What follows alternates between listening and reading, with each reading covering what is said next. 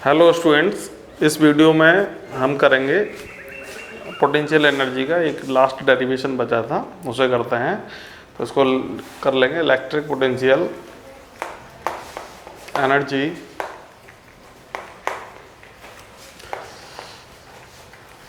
तो potential energy हमने सारे डेरिवेशन कर लिए थे, एक ये लास्ट डेरिवेशन है। Due to a system of in N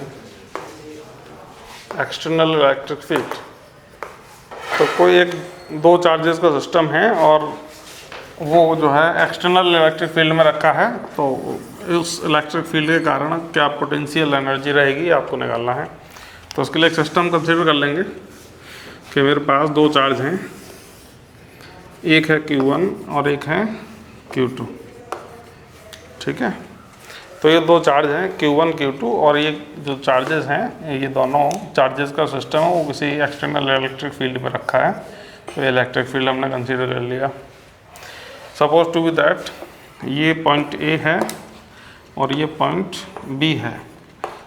तो A पॉइंट और B पॉइंट पर ये दो चार्जेस हैं रिस्पेक्टिवली Q1 एंड Q2, और यहाँ इसकी जो पोटेंशियल है A पॉइंट पर V1 कंसीडर कर सकते हैं और B पॉइंट पर potential at B point V2 consider कर सकते हैं। ठीक है, तो ये सब इसके बारे में जो बेसिक लाइनें हैं वो आप अपने आप भी लिख सकते हैं, बहुत आसान है। A पॉइंट पर Q1 रखा है, B पॉइंट पर Q2 रखा है और ये दोनों का सिस्टम एक इलेक्ट्रिक फील्ड में रखा है। A पॉइंट पर जो पोटेंशियल है वो V1 है और B पॉइंट पर जो पोटेंशियल है वो V2 है। तो इस पूरे सिस्टम का आपको पोटेंशियल एनर्जी निकालना है। ठीक है, तो उसको निकाल लेंगे। सबसे पहले इसके लिए देखते हैं।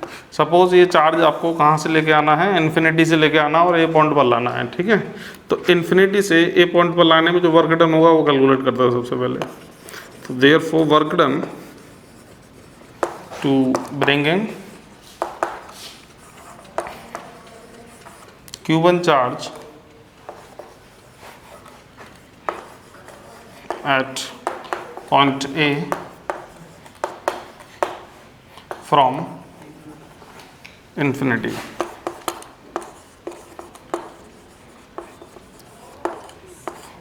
तो इसके लिए वर्क डन आप लिख लेंगे, W1 लिख सकते हैं। Q1 को इन्फिनिटी से लाने में जो वर्क डन होगा क्या होगा, वर्क डन इक्वल्स टू क्या हो जाएगा, Q1 V1 हो जाएगा। तो फर्स्ट इक्वेशन मान लेंगे। Similarly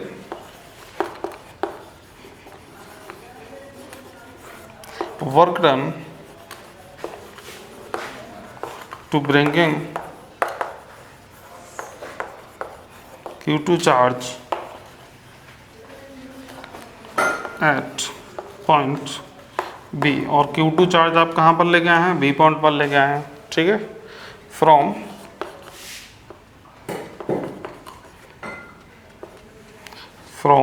infinity.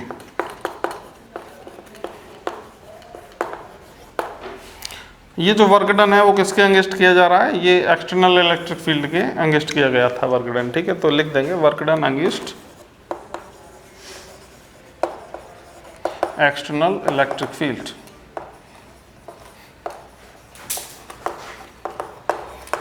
ऐसा लिख देंगे इसको। ठीक है, क्योंकि एक इलेक्ट्रिक फील्ड है उसके अगेंस्ट आपको वर्क डन करना पड़ेगा एक चार्ज को लाने के लिए।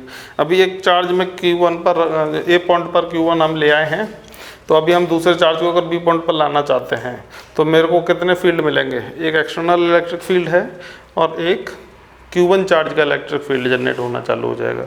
तो there would be two electric field. तो इसको आप लिख देंगे, ये जो वर्क डन है वो किसके अगेंस्ट होगा, अगेंस्ट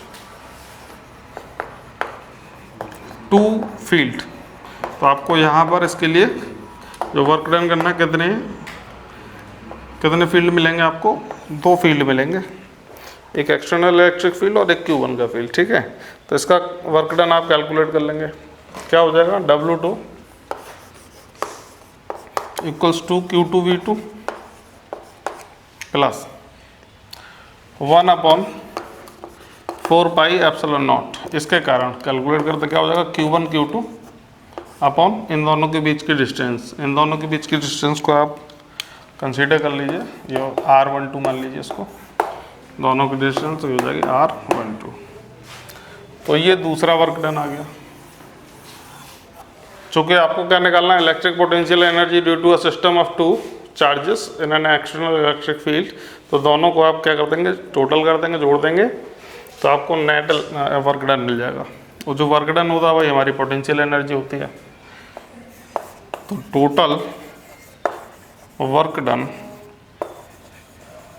क्या हो जाएगा, W equals to W1 plus W2, Q1 V1 plus Q2 V2 plus 1/4 pi epsilon naught Q1 Q2 upon R12। Therefore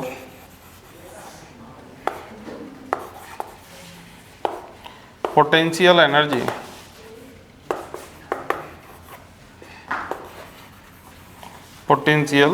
तो पोटेंशियल एनर्जी का क्या फॉर्मूला बन जाएगा, पोटेंशियल एनर्जी का यही बन जाएगा फॉर्मूला। जो वर्क डन है, वर्क डन करने में जो एनर्जी खर्च होगी यही सेम आ जाता है। इसको रिप्रेजेंट करते हैं U से, Q1 V1 plus Q2 V2 plus 1/4 pi epsilon naught Q1 Q2 upon R12। तो ये आपका फार्मूला बन गया potential energy due to system of two charges in an external electric field. तो एक छोटा सा डेरिवेशन था। तो एनर्जी के सारे डेरिवेशन हमने कंप्लीट कर लिए हैं, और ये डेरिवेशन 2-2 नंबर में आपको बोर्ड एग्जाम में मिल जाते हैं।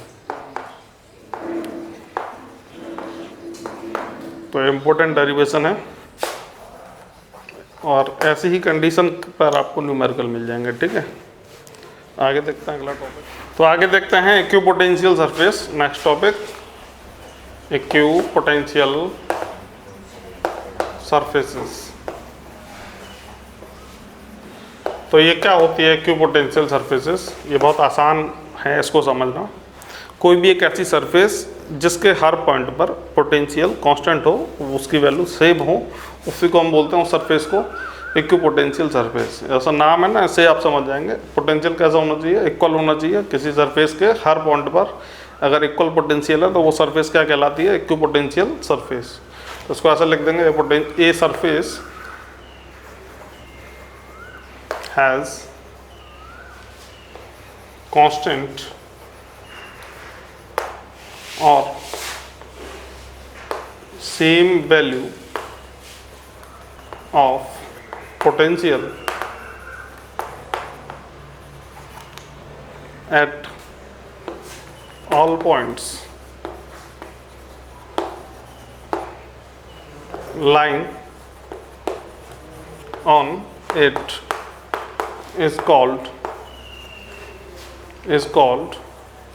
Equipotential surface.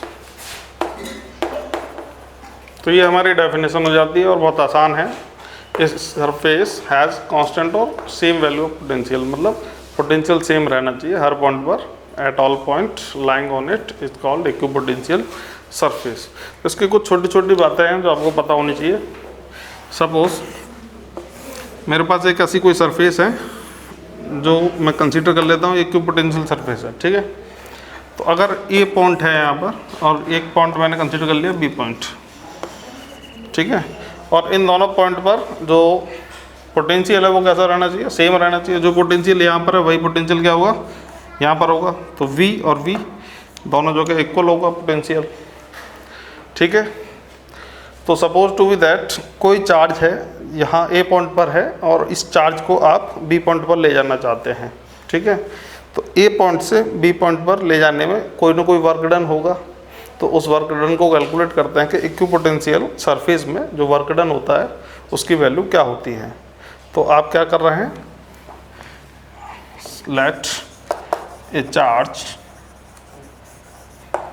Is moving from point A to point B। एक पॉइंट ए से और पॉइंट ए से आपको एक चार्ज मूव करना है पॉइंट बी पर। तो इसके लिए क्या कैलकुलेट कर लेते हैं, work done. Therefore the work done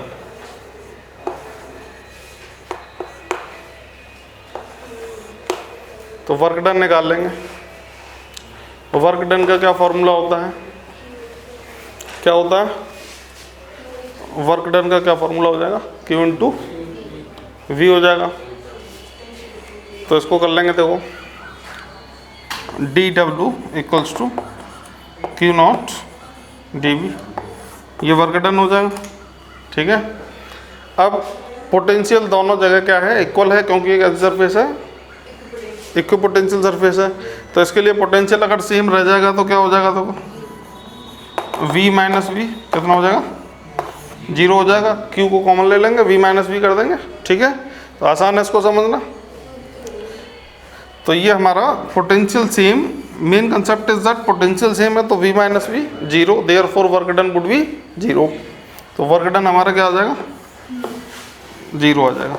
तो इस बात से हम क्या समझे, इस बात से हम ये समझे कि अगर हमारे पास कोई इक्विपोटेंशियल सरफेस है तो उसमें किसी चार्ज को मूव करेंगे आप तो वर्क डन क्या होगा, 0 होगा। ठीक है, तो लिख देंगे इसको, in an equipotential surface there is no work done in moving a charge from one point to another point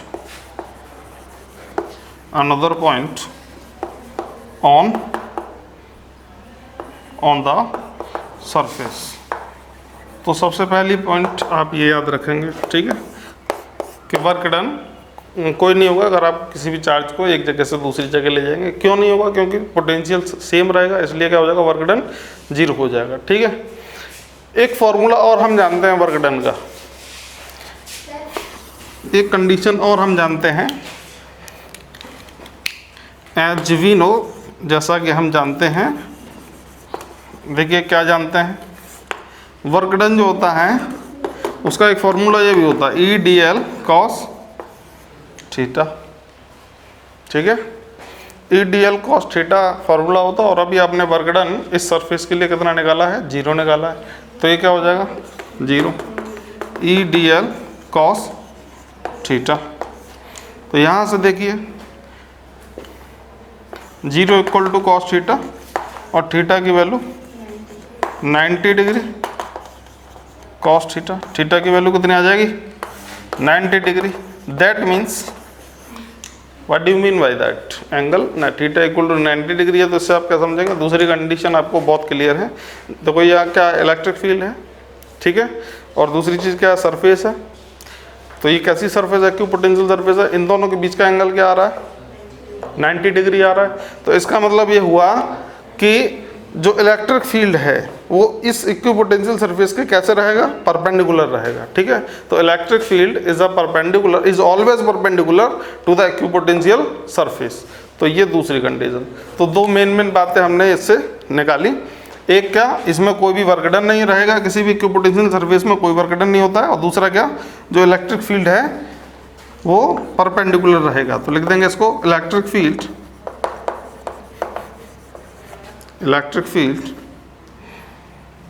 is perpendicular is always perpendicular, ऐसे भी लिख सकते हैं, perpendicular to the equipotential surface। ठीक है, तो ये हमारी मेन बातें हैं, ये आपको याद रखनी है, अच्छे से इसको रिवाइज कर लें, क्योंकि ये चीज़ें फर्दर स्टडी में आपको काम में आने वाली हैं। कोई भी इक्विपोटेंशियल सरफेस क्या होती है, तो इसका डायग्राम हम देख लेते हैं कि इक्विपोटेंशियल सरफेस अगर इस तरीके से होती है तो उसको रिप्रेजेंट कैसे करते हैं। ठीक है, तो आगे देखते हैं रिप्रेजेंटेशन ऑफ इक्विपोटेंशियल सरफेसेस। तो जैसा कि आप जानते हैं, electric field at any point on equipotential surface क्या होता है, परपेंडिकुलर होता है, इज ऑलवेज परपेंडिकुलर। तो इसको रिप्रेजेंट करने के लिए ये डायग्राम इस तरीके से आप बना सकते हैं। कुछ एग्जांपल्स हैं, अगर ये आपके पास रेक्टेंगुलर सरफेस है इस तरीके से, तो ये क्या हो जाएगा, इलेक्ट्रिक फील्ड हो जाएगा परपेंडिकुलर। इलेक्ट्रिक फील्ड की जो डायरेक्शन है वो परपेंडिकुलर टू द सरफेस हो जाएगी। ये स्फेरिकल है, ठीक है, spherical representation of equipotential surface and the electric field. और ये सेम चार्जेस के लिए इलेक्ट्रिक फील्ड की डायरेक्शन और सरफेस की डायरेक्शन, ये इस तरीके से आप जो है रिप्रेजेंट कर सकते हैं, ठीक है। कुछ इसके इम्पोर्टेंस फीचर्स और लिख लेंगे और वो आप याद कर लेंगे उनको, वो आपको याद करना बहुत ज़रूरी है, इम्पोर्टेंट है वो, तो वो आपको बता देते हैं अभी कि क्या इसके इम्पोर्टेंट बातें हैं।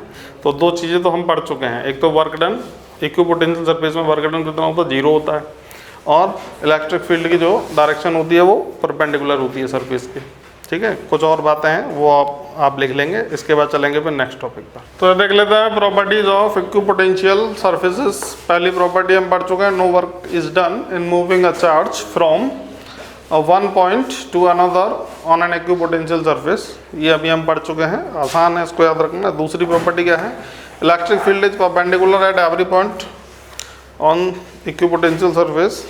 Third property is no two equipotential surface can ever intersect, एक दूसरे को इंटरसेक्ट नहीं कर सकती हैं each other if they do so, अगर ऐसा करती हैं तो there will be two directions of the electric field at the same point which is not possible. तो कभी भी क्या है, इक्विपोटेंशियल सरफेस एक दूसरे को इंटरसेक्ट नहीं करेंगी। चौथी प्रॉपर्टी आप ध्यान रखेंगे, the surfaces are crowded in the region of strong electric field, जहाँ पर भीड़ है तो वहाँ पर क्या इलेक्ट्रिक फील्ड स्ट्रॉन्ग होगा उस क्षेत्र में, उस रीजन में, and are far apart in region of the weak field.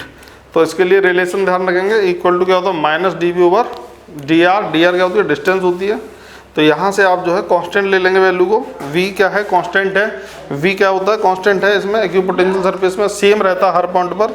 तो अगर इसको कांस्टेंट ले लेंगे तो D R is directly inversely proportional to क्या हो जाएगा, इलेक्ट्रिक फील्ड का हो जाएगा।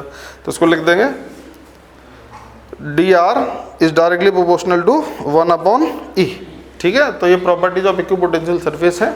और इसके बाद एक इम्पोर्टेंट टॉपिक वो आपको तैयार करना है, और ये एग्जाम में ज़रूर पूछा जाता है, जिसको हम बोलते हैं शील्डिंग। शील्डिंग क्या होती है, व्हाट इज शील्डिंग, तो ये बहुत इंपॉर्टेंट है, 2 नंबर में आपसे ज़रूर पूछी जाती है, ठीक है। तो इसको तैयार करना बहुत ज़रूरी है, ये इंपॉर्टेंट टॉपिक है, 2 नंबर में पूछ लिया जाता है कई बार 2 मार्क्स के लिए, जिसको बोलते हैं इलेक्ट्रोस्टैटिक शील्डिंग और स्क्रीनिंग। तो ये क्या है, एक प्रोसेस होता है जिसमें आप देखेंगे कि इलेक्ट्रिक फील्ड अगर बाहर से किसी बॉडी पर अटैक कर रहा है और उसके अंदर जो इलेक्ट्रिक फील्ड है वो अगर कैंसिल हो जाए, 0 हो जाए, तो इस प्रोसेस को बोलते हैं शील्डिंग या फिर स्क्रीनिंग। तो क्या होता है, it is the process of isolating of a certain region of a space that is volume from external electric field. It is based on the fact of the electric field inside a conductor is 0.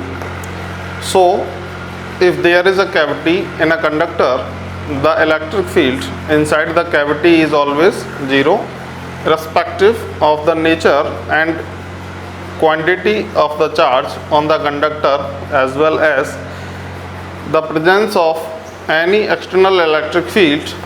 Thus the cavity remains shielded और isolated. मतलब ये shielded और isolated का मतलब आप समझेंगे कि जो इलेक्ट्रिक फील्ड है उससे बिल्कुल अलग हो जाती है, इस पर इलेक्ट्रिक फील्ड का कोई इफेक्ट नहीं रहता है फ्रॉम आउटसाइड इलेक्ट्रिक इन्फ्लुएंस। जो भी बाहर से कोई भी इलेक्ट्रिक फील्ड अगर किसी बॉडी के ऊपर आ रहा है, किसी कंडक्टर पर आ रहा है, तो वो उसको आइसोलेट कर देता है, उसके अंदर कोई इफेक्ट नहीं जाता है उस इलेक्ट्रिक फील्ड का, इलेक्ट्रिक फील्ड 0 हो जाता है उस कंडक्टर में। तो इसके लिए एक एग्जांपल देख लीजिए, इसको आप लिख सकते हैं, बहुत आसान एग्जांपल है। ये देखिए क्या कहना चाह रहा है कि अगर आसमानी जो बिजली होती है, आकाश से जो बिजली बरसात के मौसम में चमकती है, तो वो कहाँ पर आप छुपेंगे, उसको सेफ आपके लिए कहाँ रहेगा। आप खुले ग्राउंड में अगर खड़े हो जाएंगे तो वो आपको अफेक्ट कर सकती है, किसी पेड़ के नीचे छुप जाएंगे तो वो आपको अफेक्ट कर सकती है। तो आपको मोर एफिशिएंटली कहाँ आपको छुपना चाहिए ताकि आपका बचाव हो सके। तो आप किसी मेटेलिक बॉडी के अंदर छुप सकते हैं, जिससे अगर उस पर बिजली पड़ेगी तो उस मेटेलिक बॉडी के अंदर का जो इलेक्ट्रिक फील्ड है वो 0 हो जाएगा और आपको आइसोलेट कर देगा उस आकाशीय बिजली से। तो ये बहुत आसान सा एग्जांपल है। It is safer to sit inside a car और a bus during a thunder स्ट्रोम।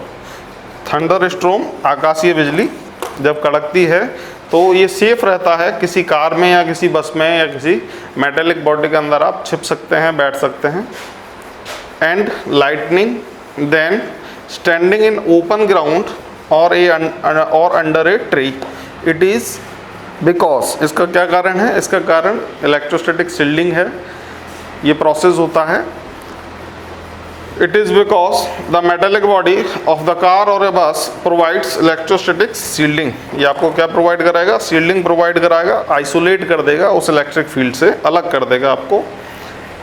To the person sitting inside, जो कार में बैठा है या बस में बैठा है, so even if the lightning strikes the electric discharge passes to the ground, उस बस पर जो भी इलेक्ट्रिसिटी पड़ेगी, इलेक्ट्रिक फील्ड आएगा, वो कंडक्टर पर पड़ेगा और ये जो है इसके थ्रू ग्राउंड में चला जाएगा। तो अंदर जो है कोई भी अगर पर्सन बैठा है तो वो उस पर कोई अफेक्ट नहीं होगा, वो बच सकता है, ठीक है।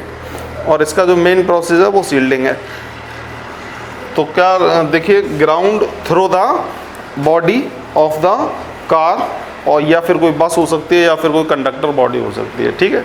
तो ये किसी हॉलो बॉडी के लिए काम करता है ये प्रोसेस।